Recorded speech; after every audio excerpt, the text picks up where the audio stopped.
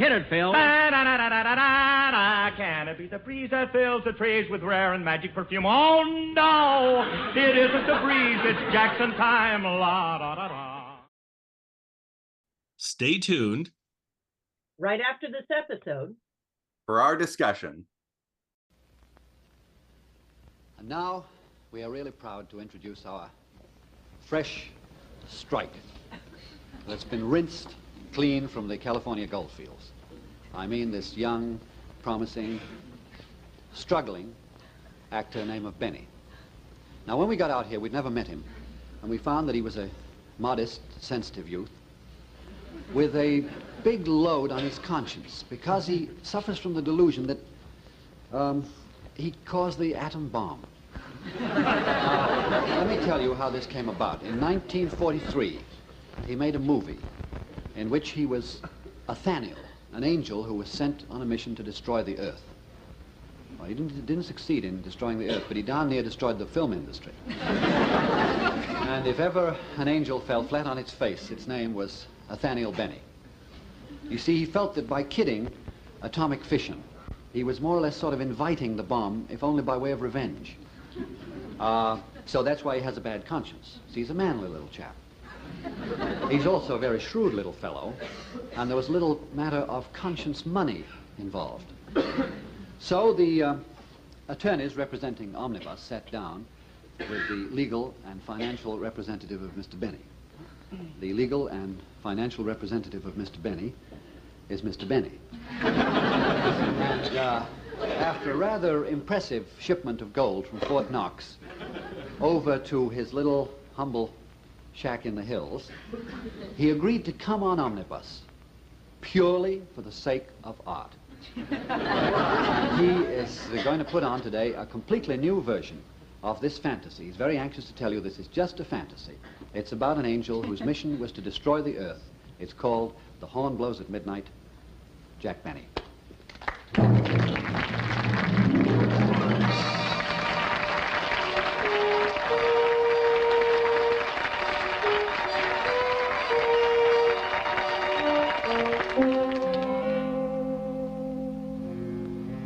And after a thorough check, including conferences with representatives of the planet, have decided that Saturn has a sufficient quota of moons and no illuminary changes will... That's illuminational. Well, that's what I said. No illuminational changes will be necessary. Now, what else, Elizabeth? There's that memo on the North Star. There's a definite southern drift. Oh, well, that's still 2 billion light years away. Can wait till tomorrow. Situation normal on Uranus and Jupiter, and Mercury is improving by degrees. I think that covers everything, Chief. Well, that's fine, that's fine. Just sign it. Respectfully yours, Chief of the Small Planets. Send the original upstairs right away. Well, Elizabeth, I think you may take the rest of the afternoon off. I can still get 9 holes in. You know, I have a hunch that I'm going to knock 4 strokes off my game with this new iron. Office of Small Planets, good afternoon. I'm not in. It's the front office. I'm in. Hello? Hello? Yes, this is the chief speaking. Oh, yes, sir. Yes, sir. Planet number 33974. Oh, yes, sir. I'm very well acquainted with that planet. Goodbye, sir. Now, which is 33974? Yes. Oh, I think it's one of the little ones, Chief. Oh, yes. Wouldn't you know it? Things were going too smoothly. 33974. Oh, here it is. It's called Earth. Earth? Oh, that nasty little globe. It's given us trouble before. Oh, yes, it's always the little ones that give you the biggest headaches. You know, the front office wants me to straighten it out or get rid of it. War every 20 years. Over 2 million crimes per annum. Greed, intolerance, persecution everywhere. Pretty messy. Elizabeth, it's shocking. It's a document of man's inhumanity to man. From the very beginning, those people down there have violated every concept of civilization. They've forsaken peace and love for for war and persecution. Power and plunder have become more important than gentleness and humility. I tell you, Elizabeth, that entire planet is a monument to greed and intolerance, and I'm fed up. Well, what are you going to do, Chief? I'm going to destroy it. Wipe it off the face of the... Well, destroy it. Without any warning? Well, the front office has given them warning enough. Droughts, plagues, floods, everything. But they pay no attention. Well, I'd better send for the forms. You'll have to fill out reports to the recording department, the registry, the accounting office, and the orbit division. All that? Are there any quick angles? You know, Elizabeth, what we need up here are a few big politicians, and they better start letting some of them in. Uh-oh.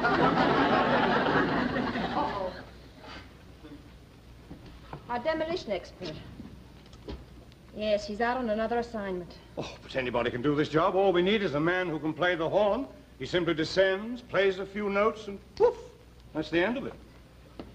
Chief. Uh-huh. Now, don't yell. But what about Nathaniel? Nathaniel! You're yelling. Oh, Nathaniel. That nincompoop who's botched every assignment I've ever given him. That blundering nitwit. You really shouldn't call him names, you know. After all, he is an angel. He's not a nincompoop. It's just that he hasn't found his proper niche up here. Elizabeth, you keep on telling me this, but I've tried him in a dozen different assignments, and he's failed in every one of them. Why, only last week I tried him in the weather department, and he got things so mixed up that there was smog in New York. It was an accident. But imagine that, Elizabeth, smog in New York. Everyone knows we keep our smog in California.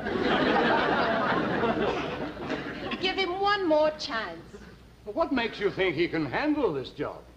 He can blow the horn. He's been 455th trumpet in our Philharmonic for over 300 years.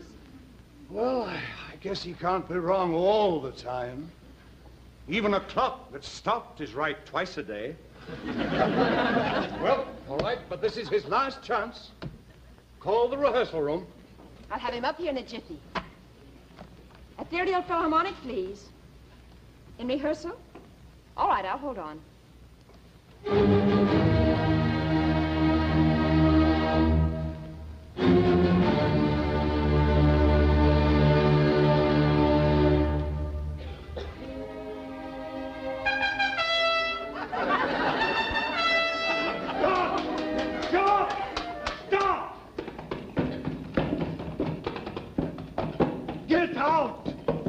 Get out und stay out!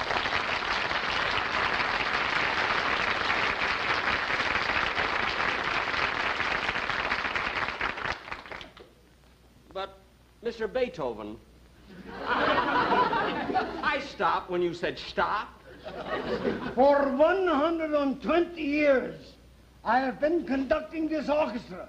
And for 120 years, you have been playing the wrong notes. Mr. Beethoven, remember your blood pressure. I mean, you don't want to drop dead all over again. Always the wrong notes. Why? Tell me why. Well, because it's a very difficult number and it takes a lot of practice. I mean, I'll get it right if you'll just be patient a little while longer. A little while longer. Yes, and besides, what's the rush? I mean, we're not going anywhere. That has nothing to do with it. 10,000 men we got in this orchestra. 9,999 musicians, and you. But Mr. Beethoven... Why? Why did you ever have to take up the trumpet? Why wasn't you a plumber? Well, you see, when I was a boy in New Amsterdam over 300 years ago, you see, we didn't have plumbing. Well, we got it now. I know, but all my life I wanted to be a musician. And the trumpet was my first love. Then you certainly was jilted. Well, what am I going to do with you? Beethoven here? Yeah, Herr Chief. Nathaniel? Wunderbar. Sure. Yeah. How long do you need him? Only a day? All right, I send him right over. Nathaniel, I have good news for me. The chief wants to see you. The chief? Are you sure, Mr. Beethoven? Sure, I'm sure. Gosh, the chief wants to see me, and I thought he was mad at me. Because, you know, last week when I was in the weather department, I made a boo-boo. Will you excuse me, Mr. Beethoven? Mit pleasure. Gee, Mr. Beethoven is so touchy lately. 10,000 musicians, and I'm the only one that he picks on. Maybe he doesn't like me. Wait till they start playing without me. They'll see how thin it sounds.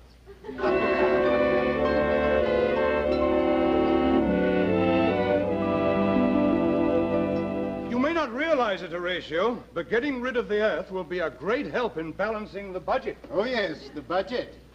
Now, think of what we'll save in rainwater alone. That's a big item. Yes, a big item.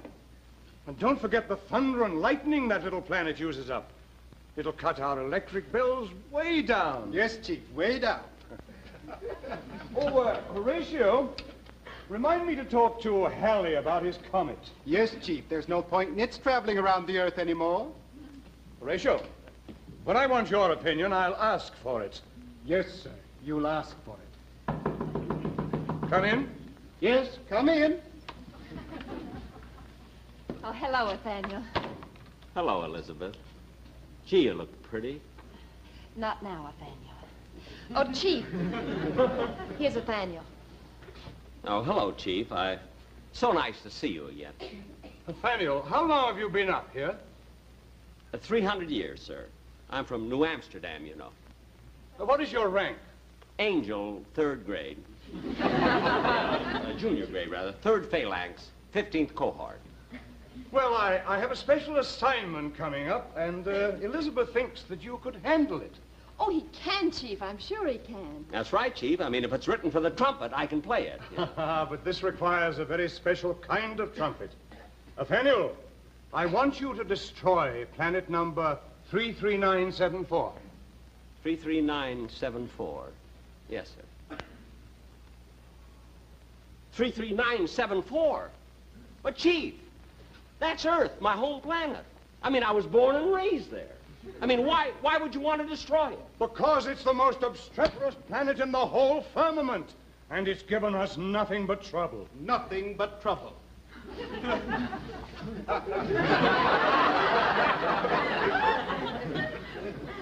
Well, all right, Chief, but how do I go about destroying a planet? Horatio, get me the horn. Yes.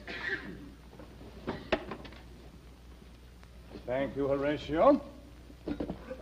Now, this is the instrument of destruction. On this card are written 5 notes from the Judgment Day Overture. Now, when these notes are played on the horn, the Earth will disappear from the universe. Gosh, what a funny-looking trumpet. Oh, no, it's not a trumpet, Nathaniel. It's a very special kind of horn, and you must be very careful with it. Now, listen carefully to these instructions. You will proceed to New Amsterdam. Oh, it's called New York now, Chief. New York? Oh, Elizabeth, you will arrange with Mercurius for transportation and anything else that Nathaniel might need for his trip. All right. Now, will you get going right away? Yes, Chief. I'll pick you up in your apartment, Nathaniel. All right, Elizabeth. Nathaniel? Nathaniel! Yes, Chief. You will go to the Waldorf Biltmore in New York. Yes, sir. And a little while before 12 o'clock, you will go to the roof. Yes, sir. Now, I want you to listen to this very carefully. The horn must be blown at exactly 12 o'clock. Yes, sir. Now, that means precisely 12 o'clock. 11:59 won't do. 12:01 won't do. It must be 12 on the dot. Have you got that? Yes, sir. I will see that the horn blows at midnight.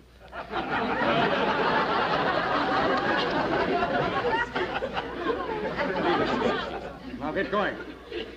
And if you do a good job when you get back, you may find yourself an angel senior grade. God, me, Nathaniel, an angel senior grade. And it seems that only yesterday that I was a rookie angel. But if you botch the job, I'll have you back on your knees scrubbing clouds. No, Chief, I won't botch it because I want to make good for you and for Elizabeth. And I want to be an angel, senior grade. That's the spirit. Now, you sure you remember everything? Everything, Chief. Don't worry. Goodbye. Goodbye. Goodbye. Nathaniel. Yes? Oh. Oh, I was so excited.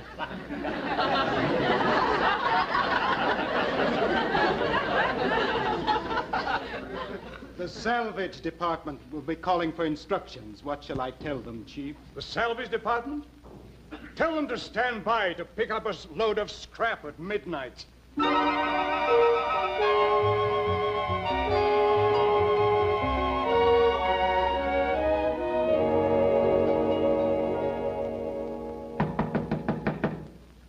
Come in. It's me, Nathaniel. Oh, hello, Elizabeth. Hello. I'll be right out.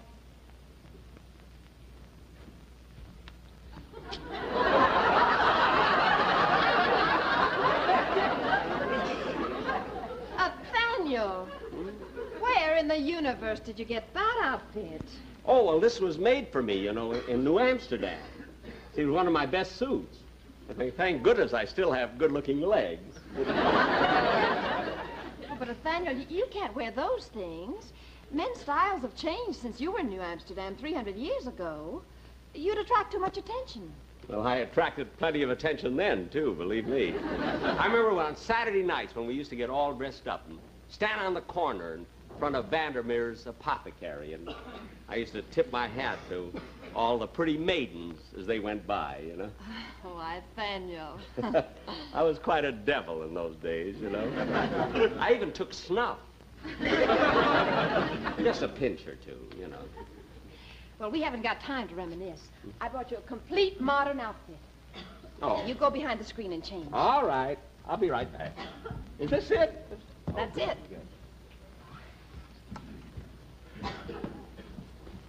Elizabeth! Yes, Are you sure these are the right clothes? of course. Why? Well, I don't know. They have someone else's initials on them. Initials? Yeah. BVD. Oh, Nathaniel, that's just the name of the manufacturer. Oh. Well, they've certainly got it in a funny place. Oh, I see. I've got it on upside down. Hurry now, Nathaniel. I will. Oh, my goodness, what long breeches. Nathaniel, you don't call them breeches now down there. You call them trousers. Oh. Well, when did they lengthen the hemline? You'd better hurry. Okay. Ready. Oh, Nathaniel, you look wonderful as an earthling. Oh, what's this picture? Oh, that's the first band that I ever worked with. Stan Stuyvesant and his Knickerbocker Five. I don't see you in the picture. Oh, well, that was taken a few days after they decided to make it the Knickerbocker Four. Sounded pretty thin without me. Well, we'd better get going. I'll walk you to the edge. How do I look?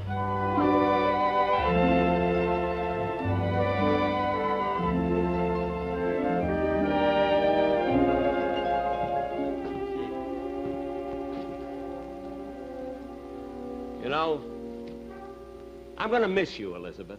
Oh, you are, Nathaniel? Uh-huh. I really am. Well, you'll only be gone for one day. Hello, Elizabeth. Hello, Nathaniel. Hello, Noah. Hello, Noah. I hear you're going away, Nathaniel. Yes, but I'll be back tomorrow. Well, when you get back, drop in. I'm going to have a little gathering in the Ark. In the Ark? Uh-huh. Oh, good. Who's coming? Just a few couples. Thanks, we'll be there. Now, Nathaniel, be careful you follow the chief's instructions. This is a great opportunity for you. I know, I know.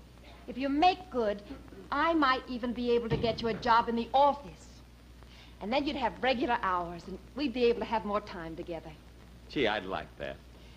And, besides, there's a great chance for advancement, you know. The chief started that way.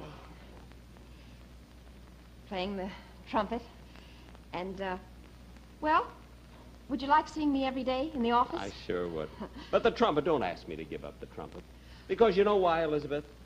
This was, when I was alive, this was my whole life. And now that I'm not, it's my whole afterlife. But Nathaniel, you're not getting anywhere as a musician. You've been at it for over 300 years, and you're still 455th trumpet. There's no future in it for us. And there's no future in it for you. If we're ever going to get anywhere, you're going to have to forget about music and try to make something of yourself. Oh, gee, Elizabeth, you know how fond I am of you, but, you know, asking me to give up the trumpet, why, I don't know, that it would just break my spirit. And that's all I've got left. Well, Nathaniel, you're going to have to make a decision, and soon. I'm not waiting around another 200 years. Gosh, you hardly give a fella a chance to make up his mind. Oh, well, we'll talk about it when you get back. All right. Bye. Oh, you'll need some money down there. Oh, what are these, guilders? No, those are dollars. Oh, well, I wouldn't know about that. Dollars, they're so nice and crispy. Well, I better be going now. Gee, dollars. Nathaniel, Yes, Horatio. the chief wants to make sure you've got everything straight. Do you remember all the instructions? Yes, Horatio. Well, he says you'd better not slip up because he'll be watching. I won't, Horatio. Well, goodbye. Goodbye, Elizabeth. Oh, and Nathaniel, Yes, Horatio. watch out for that first step. It's a pip. I will. Well, goodbye. Good luck. Goodbye. I'll see you tomorrow. Goodbye. Goodbye.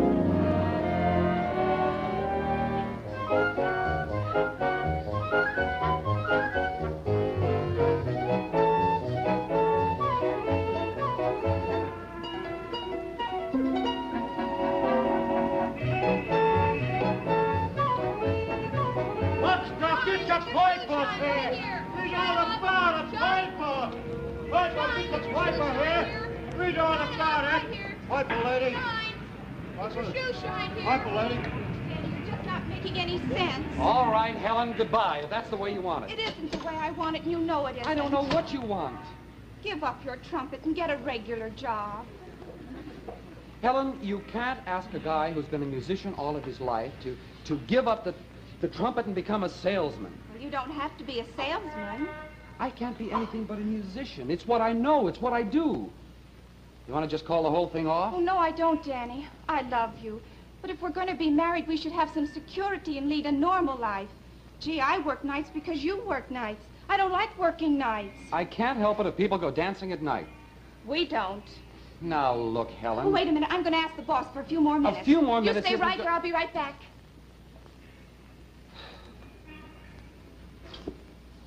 Another argument? No, the same one.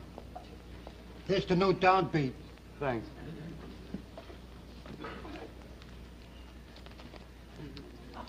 Gosh, New York has changed.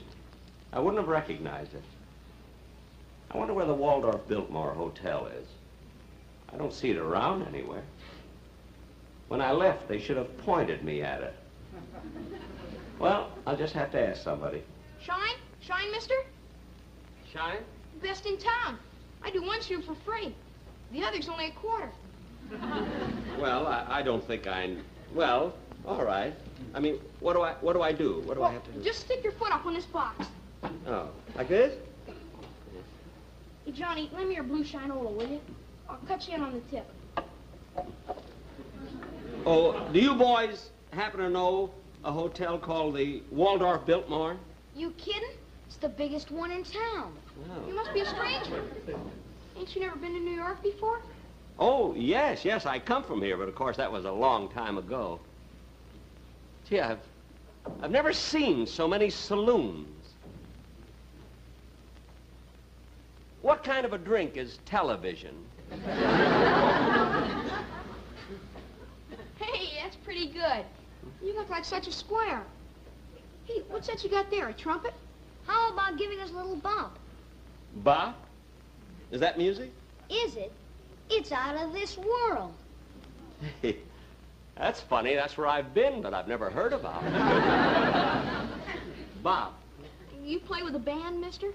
Yes, I'm with Ludwig van Beethoven and his ethereal melodians. It's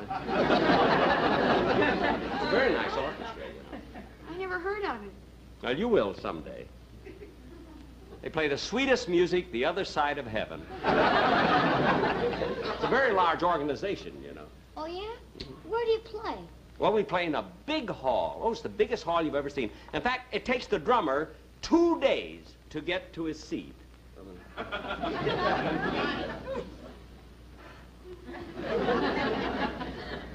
Mister, how long you been with this orchestra? Oh, you wouldn't believe me if I told you. Come on, we'll believe you. You will? Mm-hmm. Well, I've been with them 300 years. 300 years? What's your name, Methuselah? No, but I know him very well. In fact, I was at his last birthday party, and they had the most beautiful cake. And it took us 2 weeks to blow out the candles. Gee, Methuselah looks good for his age. I wonder if he dyes his beard. Jerry, the guy's a comedian. I think he's nuts. Let's get out of here before the wagon backs up. That'll be a quarter, please. A quarter? I haven't got a quarter. I have $1, and it's nice and crispy. Would you like $1? But I like $1. Oh, boy. Hey, Jerry, you can't take a dollar from a guy like this. I guess you're right. Here's your change, mister. No, I don't want any change. And here's $1 for you, too. Are you sure you can afford this? Why, certainly. Gee, thanks. I dig you the most. You what? I dig you the most. That means you're a real good guy. Oh. I dig you the most. Huh? Mister, Yeah. The next time you're around this way, both shoes for free. Oh, well, thank you. Thank you very, very much. So long. Thanks Goodbye. again. Goodbye. You're welcome. Gee, they were nice youngsters. I feel so good. Such a wonderful feeling to give money away.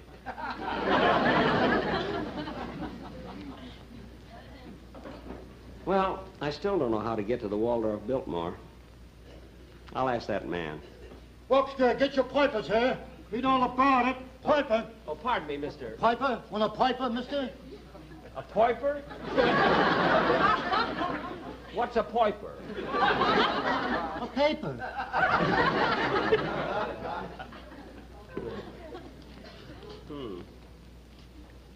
Smog still choking New York. Gee, I'm sorry. What do you mean you're sorry? It's not your fault. Oh, yes, it is. Is it serious? Serious? Pushed all the big stuff off the front page. The big stuff? Yeah, the investigations, the wars, the murders, the race results. I don't know when it's going to end. I do. Say, that reminds me. Could you direct me to the Waldorf Biltmore Hotel? Oh, sure, that's easy. You from out of town? Way out. Yes, sir. Oh, well, then what you should have is the map of the city. Now, this will tell you how to get to any place in New York. It's only 35 cents. You ought to buy it. Well, I haven't 35 cents. All I have is $1. Oh, well, then if that's all you got, you can look at it for nothing. Well, thank you. I have a few more minutes. Oh, Danny, please try to understand. Oh, look, honey, we've been over this 1,000,000 times. Why don't we talk about it tomorrow? Tomorrow? With you, it's always tomorrow. You've got to face it today. You've got to come to a decision. Just like that, huh? Just throw away my trumpet and then what? Well, you've been playing for years and you haven't gotten anywhere. Oh, Danny, you ought to get into something now where we can have a future together so we know where we're going. Helen, asking me to give up the trumpet? Well, it would break my spirit. Oh, it isn't as bad as that. You'll get over it. Because you say so? Well, what makes you think you're so right? I think that if you love a guy enough, you stick with him no matter what he does. Never heard of a guy giving up the work he loves to get married. Danny, you're just being unreasonable. I'm not being unreasonable. You can ask anybody. You can ask me. What? Well, I don't think you should be fighting right now. Believe me when I tell you that none of this will make any difference tomorrow. Look, buddy, let's say that you're a musician and you play a very good trumpet. Thank you.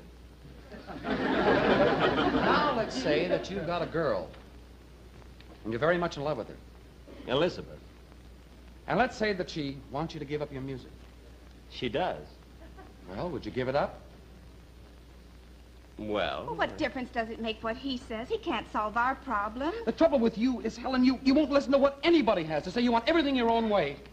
Well, I'm finished. I'm through. Danny, where are you going? I don't know and I don't care. Oh, I'm terribly sorry. I hope it isn't my fault. Oh, it doesn't matter. Well, that's it. That's what I've been trying to say. It really doesn't matter. Now, please stop crying. Well, thanks anyway. You're welcome.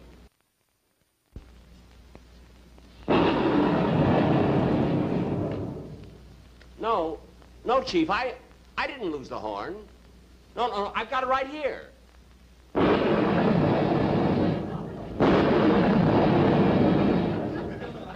What? It's the wrong one? Wait a minute. Look, I've got the wrong horn. This isn't my horn. Somebody took my horn. I've got to get it back. Gee, it must have been Dan. Well, I don't care. I must get it back. If not, I'll be on my knees scrubbing clouds. No, wait. Don't get excited, mister. It was just a mistake. You get your horn back. Well, when, how? Well, Helen will know where he is. She works in that drugstore right over there. Just go over and ask her. Helen? Yeah, Helen. Oh, thanks. All right, Chief, I'll get it.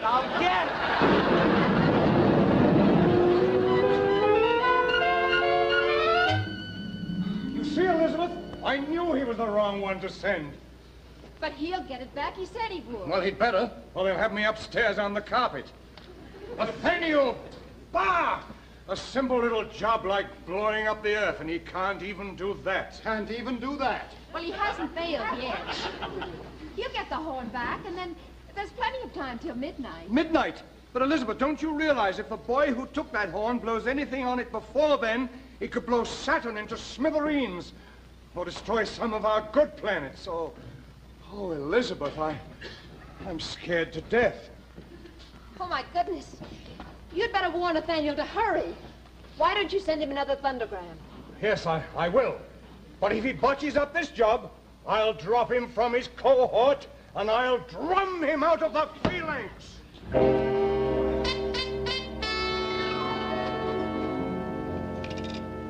Thank you.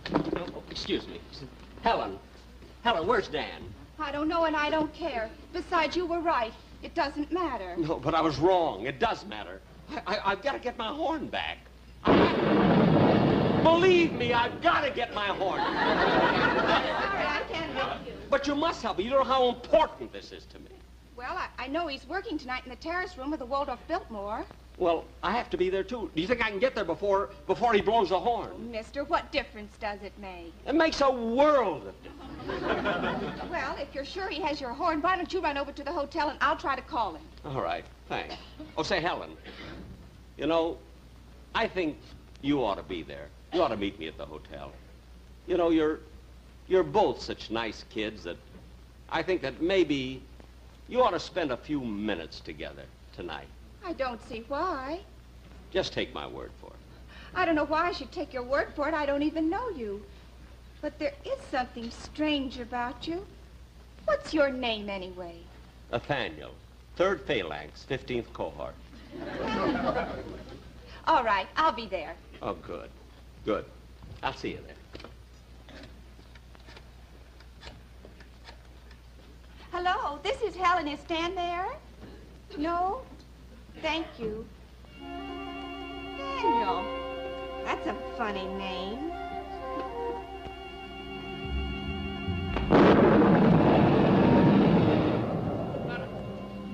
I am hurrying, Chief. Talking to me, Mac? No, I was talking to the Chief. Oh, I could have sworn you got in by yourself.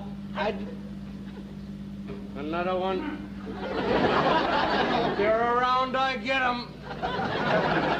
20,000 cabs in the city. Oh, no, you gotta pick this one. Look, can't you make it any faster?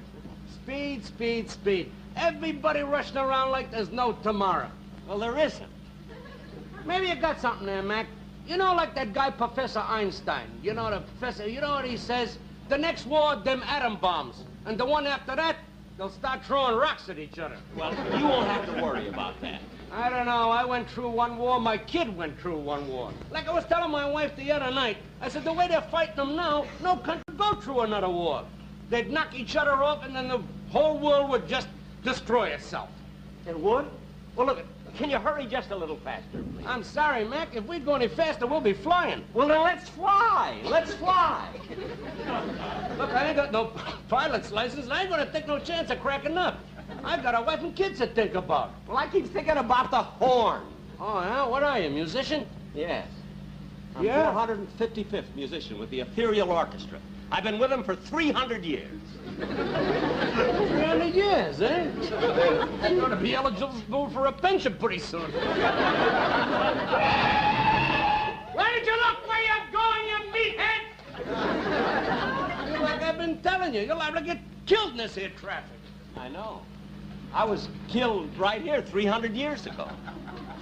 300 years, eh? How'd you get killed? I was run over by a cow. Well, that's a shame. Yeah. Here we are, bud. That'll be $2. Bucks? Yeah. I haven't got any bucks. I have dollars. Would you take dollars? Look, I don't usually do this, but in your case, I'll make an exception. Yeah, they're nice and crispy, you know. Thank you very much. You're welcome. You're very kind, too.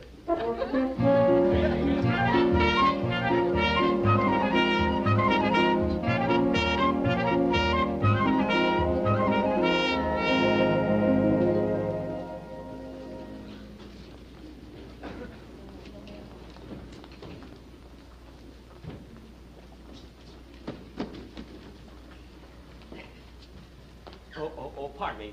I'm looking for a musician. He has my horn. His name is Dan. Dan? I don't know who he is, but he must be with the relief band. They don't start until 11:45. Oh. He'll be here any minute. Oh, well, how can I find him? Have a seat in the lobby. He'll be in. All right. Thank you. Thanks. Paging Mr. Caesar. Mr. Caesar, please. Oh, boy. Here a minute. Is that Julius Caesar? No, Irving. Well, I don't know him.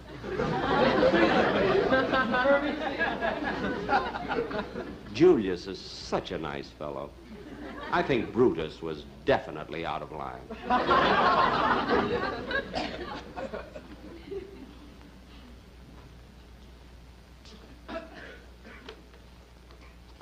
Gee, I hope Dan doesn't try to practice on that horn. Something awful might happen if he did. Gosh.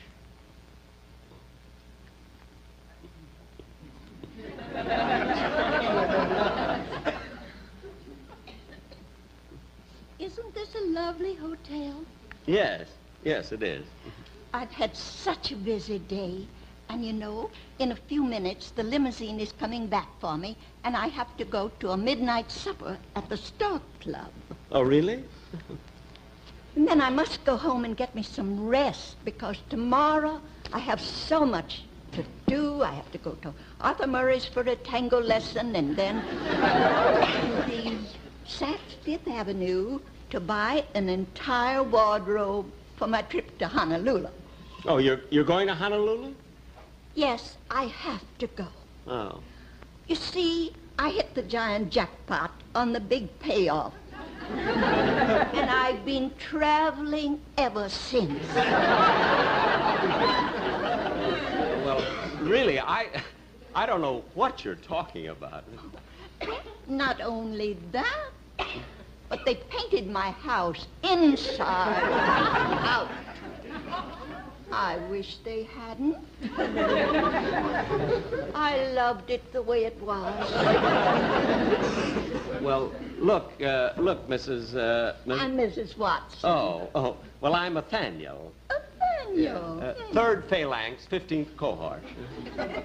I've never been there. Well, it's not a place, you know. Paging Mr. Jack Benny. Paging Mr. Jack Benny, please. Mr. Jack Benny.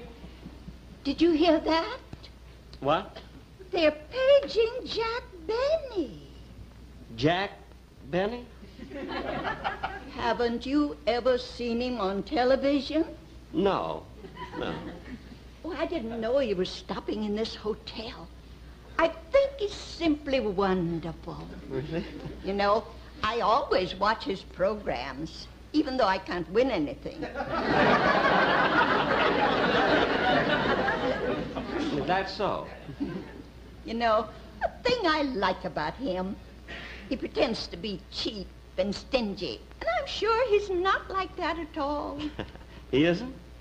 No. I can tell just for looking at him that he's the sweetest, kindest, most generous man in the whole world. Well, it's certainly nice that there are people like that. I better go outside and wait for the limousine. The limousine? Yes. Governor Dewey is the one who has to take me to the Stork Club. That's part of the jackpot. Oh, I see. Well, it was awfully nice meeting you, Mrs. Watson. Thank you, Mr. Phalanx. Oh, no. It's Nathaniel, third phalanx, 15th cohort. Oh, well, goodbye, Nathaniel. Goodbye. Goodbye. Gee, that's a sweet old lady. And she's going to Honolulu. I wonder if the chief knows what he's doing.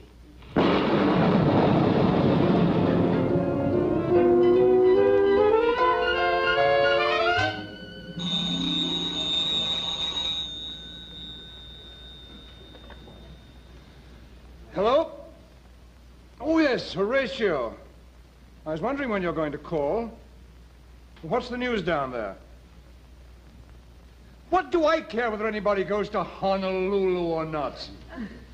Oh, you sent a thundergram. Good. Oh, just a moment, Horatio. Who's there? It's me, Chief, Elizabeth. Oh, Elizabeth, just a moment, Elizabeth. Horatio, I want to think about this for a moment. I'll call you back. All right, goodbye. Come in, Elizabeth. Chief, I just spoke to Horatio. He wants to recall Nathaniel. I know. Maybe he's right. The horn is still missing, and Nathaniel is weakening. You know, there's still a chance, even if he gets the horn back, that he won't blow it. Oh, it'll be just like him if at the last moment he botches everything again. Oh, Chief, if you take Nathaniel off this assignment, you'll destroy all his confidence. He's tried so hard to make good. He was so happy at the chance to become an Angel senior grade. He'll get the horn back. Oh, please, Chief. Be patient with him just a little longer, won't you? Elizabeth, I don't know why I let you talk me into these things, but you always do. Then you will give him another chance. Oh, thank you, Chief. You're the best chief the small planet's ever had.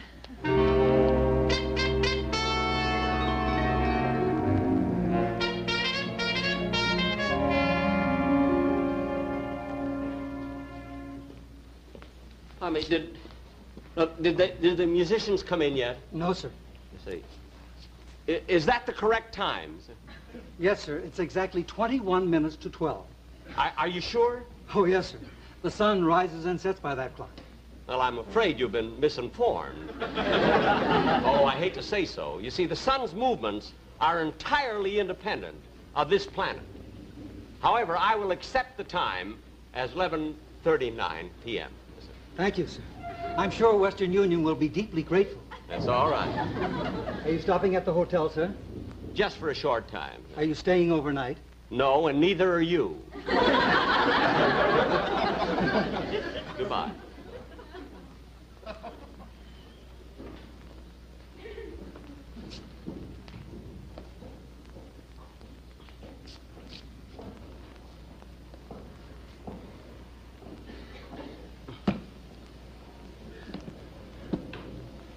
You shouldn't bite your nails.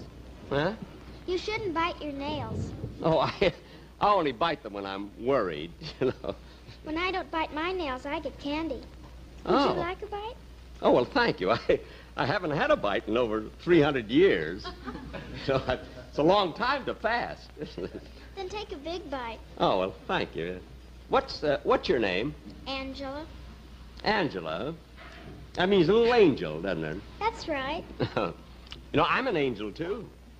I'm a big angel. You are? Uh-huh. What's your name? Nathaniel. 3rd Phalanx, 15th Cohort. How old are you? What? How old are you? Well, I'm 357. 357? Yes, of course, I tell everybody up there that I'm 339. But I'm really 357. What are you doing up so late? We're going home tonight on the airplane. Oh. Angela, are you bothering this gentleman? Oh, no, not at all. We were just sitting here having the nicest little chat, you know. Well, she hasn't seen her daddy in 2 weeks, and she talks to every elderly gentleman she meets. Mommy,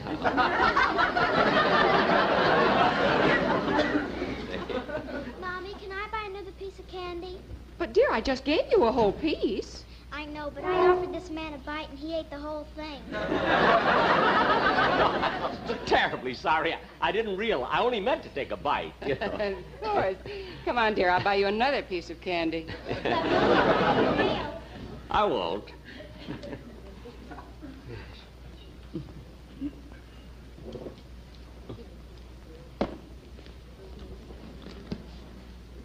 Dan! Dan!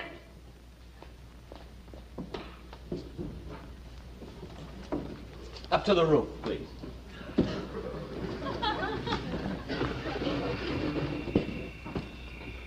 Can't you go any faster? Sorry, sir, this is the speed limit. Oh. Is your name Otis? How did you guess? Otis J. Elevator, that's me. I'm certainly glad to know you. Have we got much longer? Well, you'll be out of here in a minute. I'll be stuck here till 2 in the morning. Well, I have news for you. You're getting off at 12. Chief didn't tell me anything about it. Well, he told me. Funny.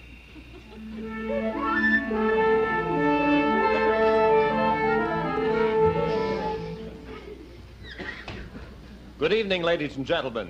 From the terrace room of the Waldorf Biltmore, we present once again the delightful rhythms of Malin Merrick and his orchestra. Now, getting underway, here is Dancing in the Dark. Hey,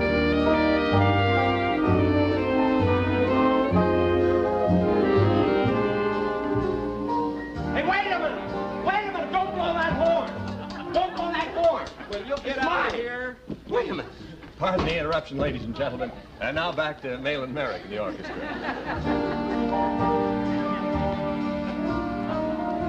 Look, buddy, I'm glad to get my horn back, but what did you have to do it that way? A thing like that could cost me my job. Helen, what are you doing here? I thought I'd stop by my way home from Oh, work. what's the use? Oh, Jan, I thought if we talked a little while... Helen, we've talked and talked and talked, and where does it get us? Do you want me to go? I don't know why you came. I told her to come. Who are you, anyway? He's Nathaniel. 3rd Phalanx, 15th Cohort. I gotta get back to work. Oh, no, Dan, don't go. No, because I have something I want to say to both of you. Well, I've got a job. Well, you can listen to him for just a minute, Dan. All right, what is it? You see, the reason I was so anxious to get this horn back, because it's such an unusual one. What's so unusual about it? Well, in 4 minutes, I'm going to blow this horn and destroy the earth. Hey, what are you, a crackpot? I'm an angel. An angel? Yeah. Now look at it. You only have 4 minutes to live. Are you going to spend those 4 minutes just fighting with each other? Dan, I'm afraid. Oh, honey, what are you afraid of? This guy? Oh, look what you've done to her. Hey, are you running around all by yourself? Dan, suppose he isn't a nut. Suppose that horn... Oh, come on, Helen. Oh, I know it sounds silly, but Dan, suppose we did have only 4 more minutes to live. We've wasted all our precious time fighting about I don't even know what. Oh, honey, don't get upset. This guy is nothing but Forget about Nathaniel, Dan. There could be a lot of reasons why we have so few time left. But there are wars and bombs. Oh, don't you see, Danny? If we knew in advance, we could make every second a happy one. No, sure we could, honey.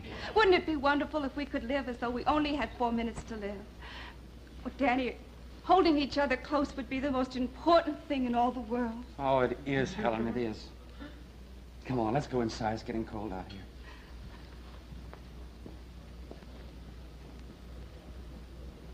Well, they finally got the idea. And now, maybe they can settle all their problems. Oh, my goodness. Yes, Chief, I know. But I was just thinking of Helen and Dan, and it reminded me so much of Elizabeth and me. And all they want is to be happy. And now they have such little time. But, Chief, they're not bad people. I mean, they're so much in love. I mean, how can they be bad? I mean, they shouldn't be destroyed. And, Chief, they're not the only ones, Chief. What about the 2 shoeshine boys who were so nice, and the news dealer, and the little old lady who was going to Honolulu? And, Chief, there are millions of others just like them, just hoping and praying for a better world. If you just give them a little more time. Look, Chief, why can't you wait a while? Chief, remember what the taxi driver said? Remember he said if there's another war, that the whole world would destroy itself, and then there'd be no more Earth. And then, remember, Chief, if that happened, then the responsibility wouldn't be yours. You wouldn't be to blame. See?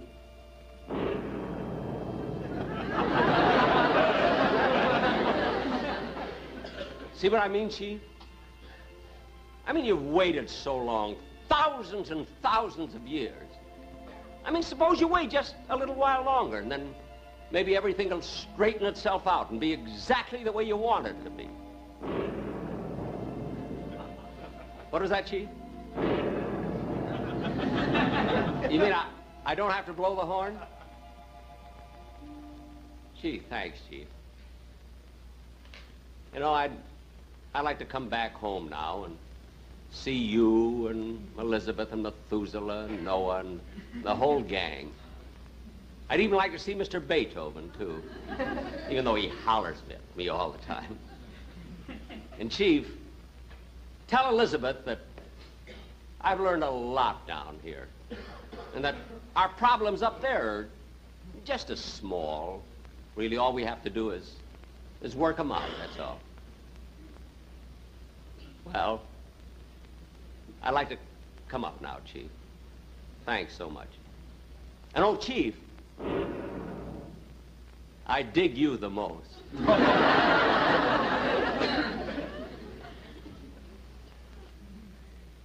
Going down, sir? What? Going down? No, thank you. Up.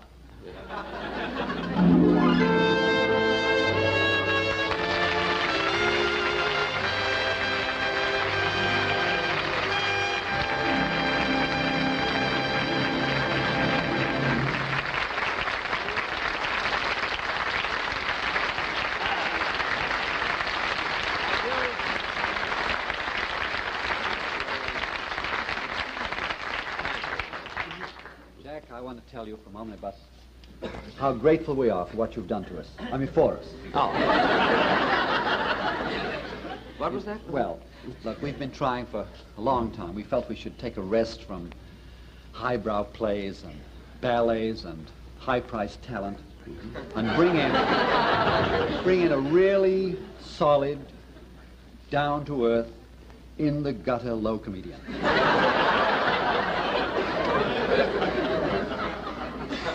Well, look, you know, Mr. Cooke, you see, I had the opportunity when Omnibus wanted me to be with him of doing one of two plays. You see, either The Horn Blows at Midnight or Hamlet, you see. Hamlet? Yeah. Oh, you were going to play the gravedigger, right? No. King Lear. Wait, King Lear in Hamlet? Yes, we're very flexible out here, you know. Well, this makes us all the more grateful that you made the choice you did. But seriously, haven't you redeemed yourself with Warner Brothers after this? Well, a funny thing about Warner Brothers, you know, they wanted me to play the lead in their latest picture that just came out called Hondo, you see. They wanted me for the lead. What happened? Well, then they thought they'd like more of a whimsical character, you see, a sort of a pixie for the lead, you know. And who did they pick? John Wayne. Jack, it's been wonderful to have you with us. And look, if you've got half an hour, 90 minutes next Sunday afternoon, will you take a look at us? Well, I will if you look at my show. You know, I'm on next Sunday, You're too. on television? Television, yes, and I have Irene Dunn with me as my guest, and Vincent Price and Gregory Ratoff. It's a deal. So we'll look at it, huh? Fine. Well, we're sure of two listeners, aren't we? Right. You're welcome. Oh, Mr. Cooke, I do want to thank you and Omnibus so much for coming all the way here to Los Angeles. Oh. You know, just so you could have my show. No, Jack. We were coming out here anyway. Oh.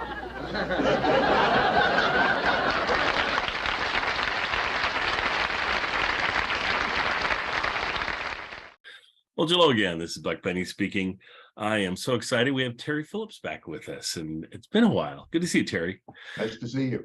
Yeah, and he's back for a great episode. This is a special episode we're presenting. Jack Benny appeared on Omnibus, and Omnibus was a show that presented all sorts of different things. I mean, I think they mentioned at the beginning of this that sometimes it's a play or sometimes it's various things, and so this time it's Jack Benny.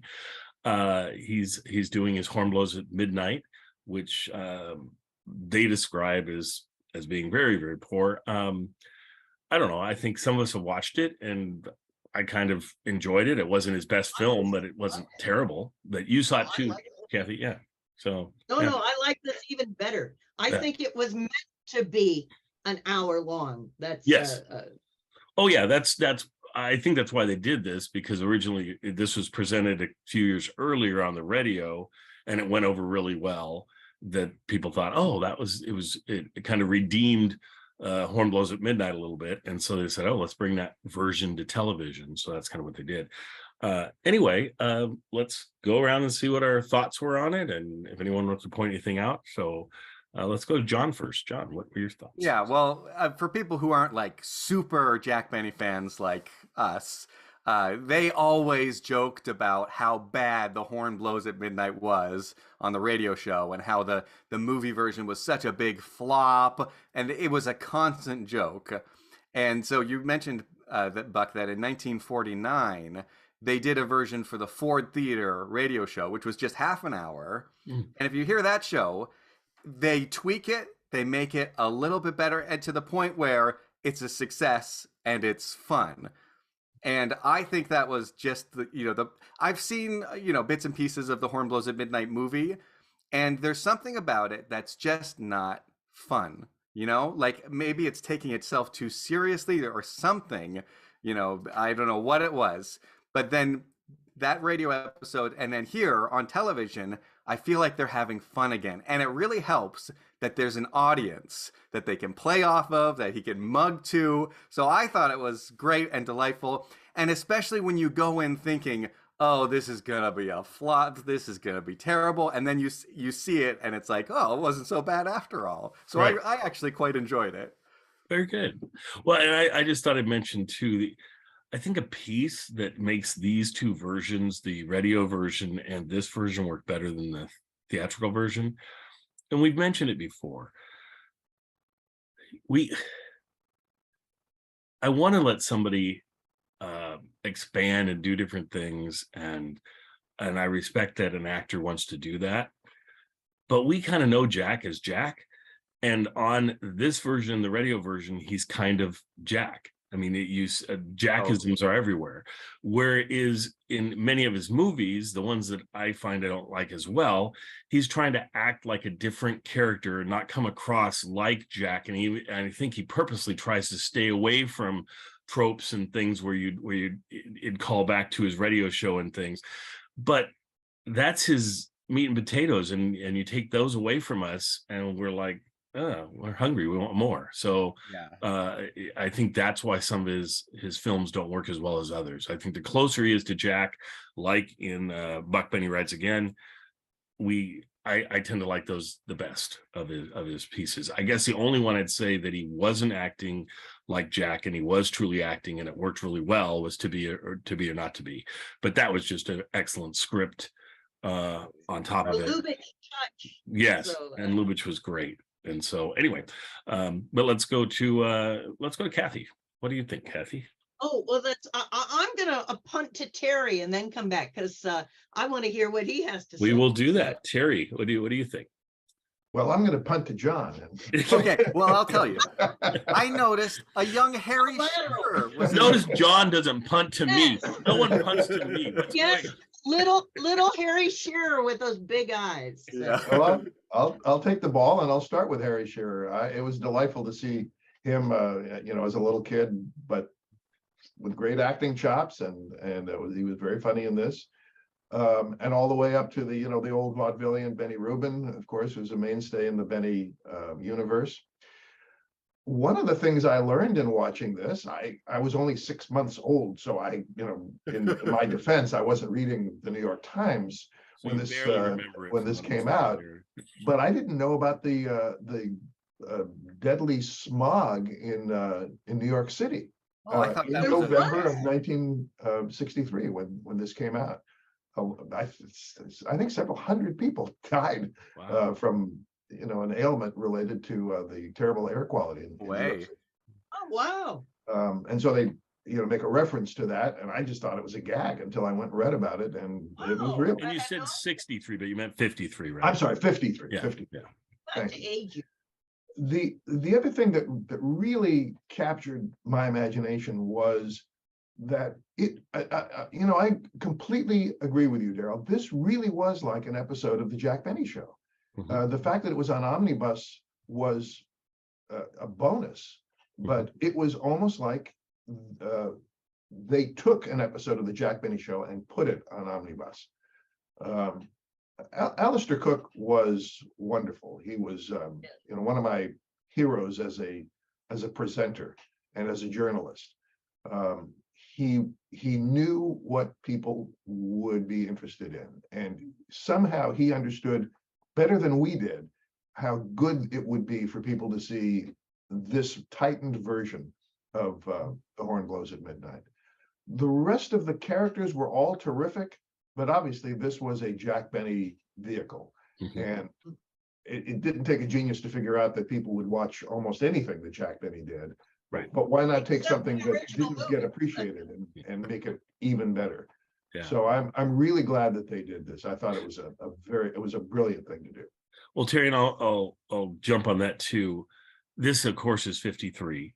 So Jack's show has been on the air for 3 years now. Lucy's been on for like one. Yeah, right, but only like half a dozen times. So yeah, and he's still on radio. Yeah, and so people want to see more Jack, and yeah, so it totally makes sense that they could use probably Jack into more viewers and that sort of thing. It would be interesting to see what the ratings were for Omnibus week to week and how high this Jack Benny one. I would think it was one of the higher rated ones. Well, what I've learned was this was their first trip to the West Coast.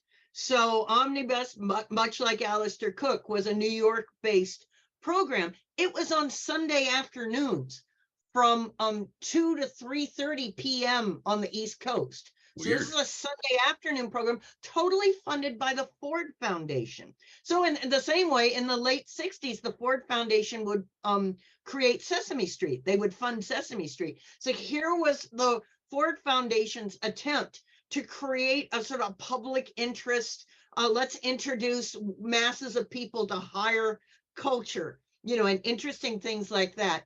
I can also say that this was so the Benny episode took up 57 minutes of a 90-minute show. It was followed by a 20-minute lecture on Shakespeare by a professor and a 10-minute clip from a documentary about condors.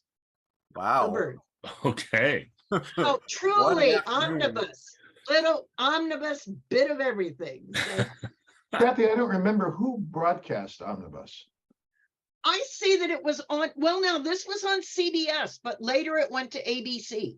So this was, and so I know, I actually have a review that of the show from when it came on to end us with. I'd also like to mention that Beverly Washburn played the little girl. Beverly would play Margaret Truman in one show, and she's still with us doing Benny recreations. So it was in some ways, the reason I asked about the network is in some ways it's something that public television would broadcast today, or be on some cable channel maybe today. But at the time, the networks were seriously supporting documentaries, and this was kind of at least partially kind of a documentary show. Not the Horn Blows at Midnight, but the rest of it. No, but how nice to consider that for Benny's stardom, the relative rarity still on TV, that he's CBS's #1 star. So you can sort of see the stars align.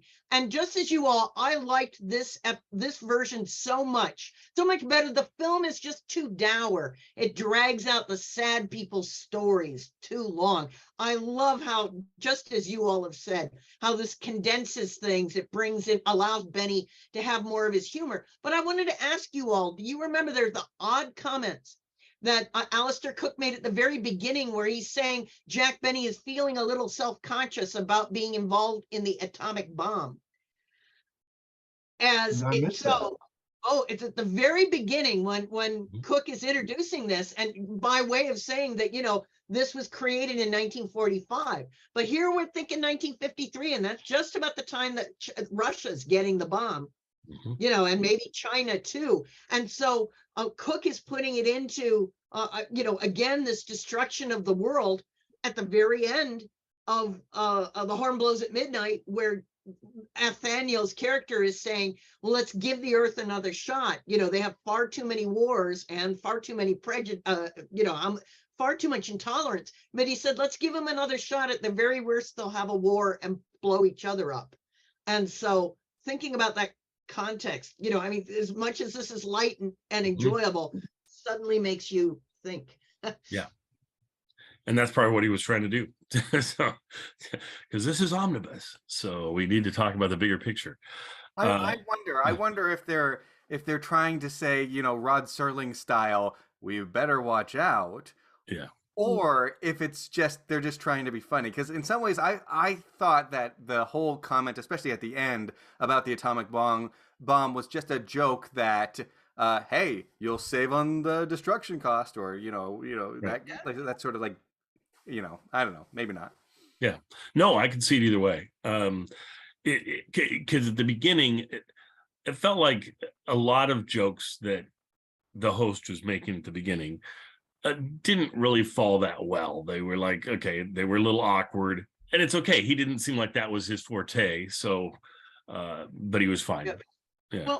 Well, if it's okay, let's see what Variety's reviewer had to say. This is Helm, who reviews all the regular Jack Benny shows, and so they actually called it Jack Benny on Omnibus, not Omnibus with Jack Benny. But it says, after a dozen years and 1,000 jokes, Jack Benny finally got around to doing The Horn Blows at Midnight on television.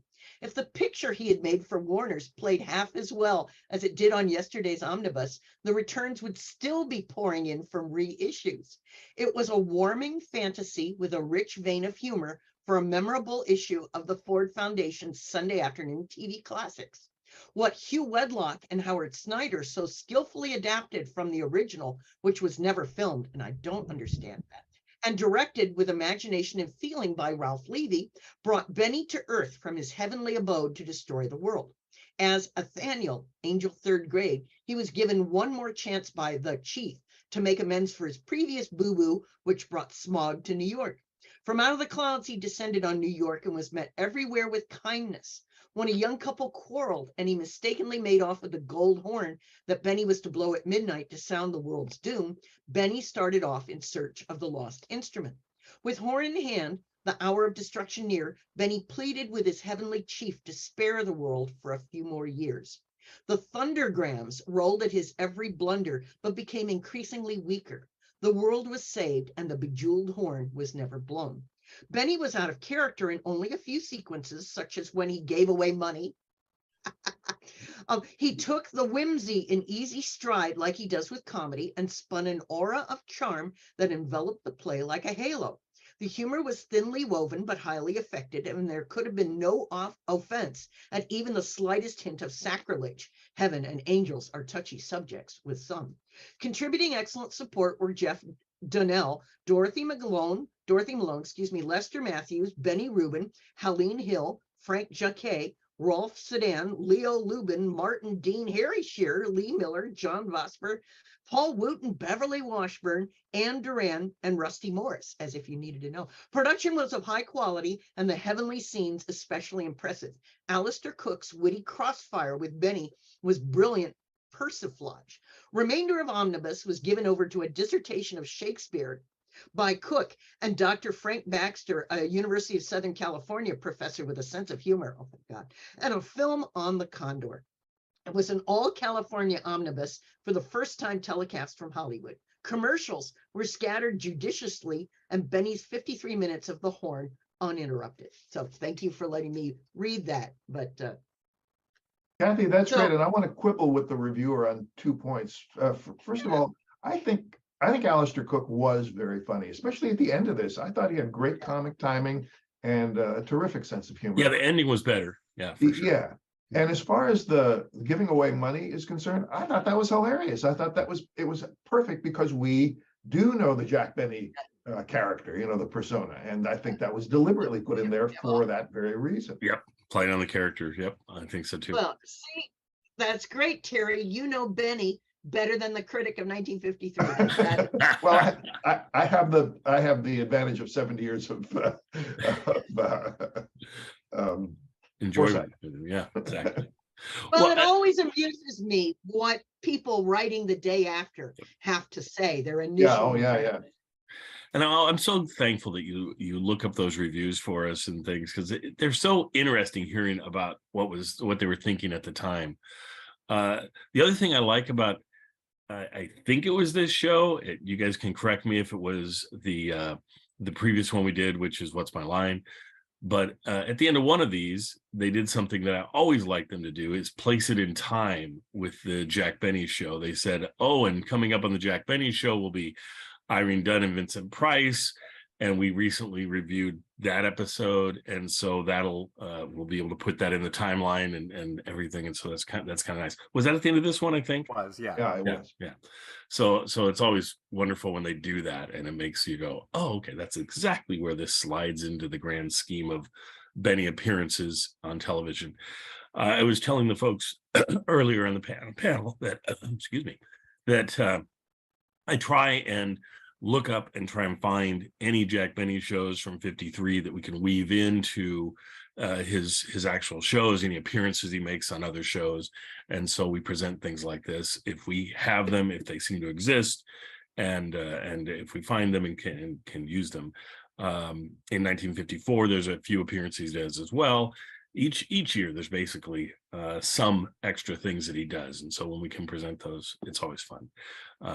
This is probably the most charming one of all of the appearances he does on other shows, at least the most fully Jack-centric of the whole thing. So it's fun to present things. So anything else, folks? Are we good? I just thought it was interesting that when he's at the ballroom, the band is introduced as Malin Merrick's band. Yes. Which of course is Jack Benny's regular band, and I wonder if he brought his band in with him to do this show. He must have. It actually looked like they used the Jack Benny studio, the Jack Benny theater, to produce this, including that curtain. It looked very familiar. I guess if they were visiting from New York, it would make sense. Yeah. Yeah. And it might make it easier to get it done. They're like, Jack, if we can use your stage and stuff, we're going to do this. It'll be a real tour de force for you, sort of thing. And so I'm sure Jack would be interested in that. And plus, being that Jack was a financial guy too, I'm sure he got some money for putting up his stage and his studio and his musicians and the whole thing. So that would make sense. They didn't make a Bagby joke or anything though when the musicians were there. I'm sure he must have. For people perhaps going down. So yeah. Anyway, thanks for joining us, folks, and we'll see you all next time for more Jack Benny. Love doing this. Love that Terry could come back for this week. Terry will be, of course, in and out and available sporadically because he's got his one-man show going on. Just because we mentioned it last time, but let's mention it again this time because it's kind of fun. So it's about Reagan, and it's a one-man show about Reagan. So you're not the one man; it's somebody. I'm not. It's called Ronald Reagan Saves the World. It's scheduled to premiere in Santa Barbara on September 1st of this year, and coming to a theater near you, I hope, after that. Yeah, it'll be awesome. And then so the things you did on it or are doing on it, you wrote it pretty much, yes? Yeah. Okay. And then also, are you doing it? Are you directing it or anything? Or is that I went from writing it to writing and producing it to writing and directing and producing. Wow. But I'm not going to appear on stage as long as I can hold out. But do you get to come out on stage at the beginning of it and say, this will be a production of I might do a plug for Terry Phillips Imaginary writing, Theater. Terry Phillips directing, Terry Phillips producing. And now I bring you the only person in this whole show that is not Terry Phillips. Here we go. That's awesome. Good for you, Terry. I always wonder with these kind of things, how many people there are like you that have spent like 4 years on a project or multiple years on a project, and then they just end up having to shelve it and it doesn't ever turn out to anything we see. You see that file cabinet behind me? Yes. There are more in there. Those are the past and perhaps future presentations. I certainly hope so. Yes. But no, it's great to see that you got this one going and everything, and I hope it does tour the country. I would love to see it. So thank you so much. All right, everybody, enjoy, and we'll see you folks next time.